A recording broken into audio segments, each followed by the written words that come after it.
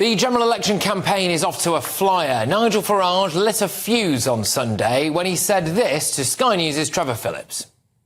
We have a growing number of young people in this country who do not subscribe to British values, in fact, loathe much of what we stand for. So what do you do? Who are we talking about there? Oh, I think we see them on the streets of London every Saturday. What do they look like? Oh, we're talking about... What do they look like? Are we talking about Muslims here? We are. And I'm afraid I found some of the recent surveys saying that 46% of British Muslims support Hamas.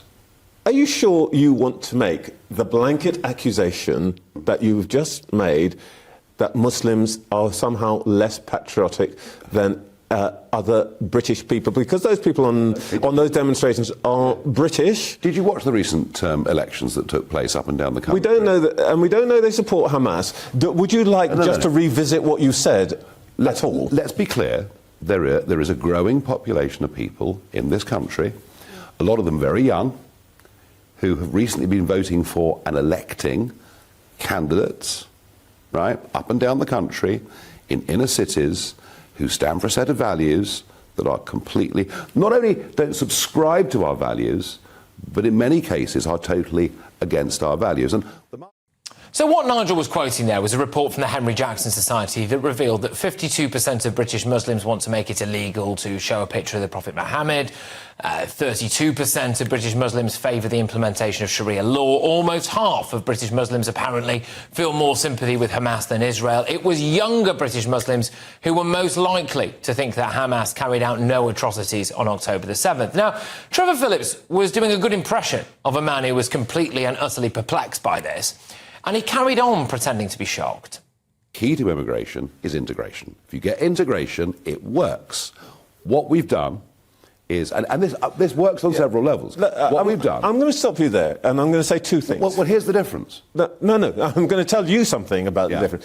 First of all, you're right, I come from that stock. But let us remember that my stock, my ancestors, for the best part of 700 or 800 years, were Muslims until they were forcibly converted to Christians by slave owners.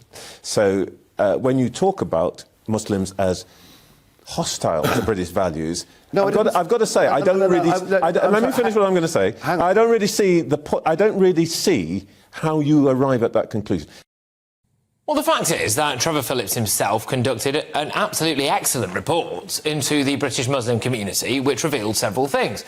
Only 34% would inform the police if they thought somebody they knew was getting involved with people who support terrorism in Syria. 52% do not believe that homosexuality should be legal in Britain. 23% support the introduction of Sharia law. 32% refuse to condemn those who take part in violence against those who mock the Prophet. 39% agree that wives should always obey their husbands, and 44% would not completely condemn those people who take part in stoning those who commit adultery.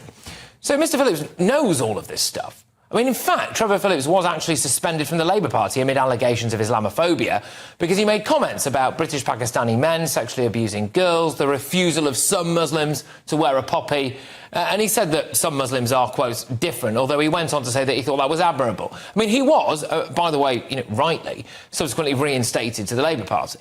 Well, since that interview, several prominent MPs, including Tory MP Steve Baker and Labour's Dawn Butler, have condemned Nigel's comments. Baker called them ignorant and offensive. Dawn Butler just said it was blatant racism.